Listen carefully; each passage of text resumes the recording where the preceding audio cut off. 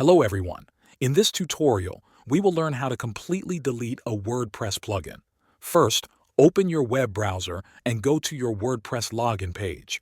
This is usually your website address followed by /wp-admin. Now, you will see the WordPress login screen. Enter your username and password, then click the Login button. This will take you to your WordPress dashboard. From the dashboard, look at the menu on the left side. Find the one that says Plugins and click on it. This will open the Plugins page where you can see all the plugins that are installed on your site. Some may be active and some may be inactive. Find the plugin you want to delete. Before you can remove it, you must deactivate it first. Look under the plugin name and click on Deactivate.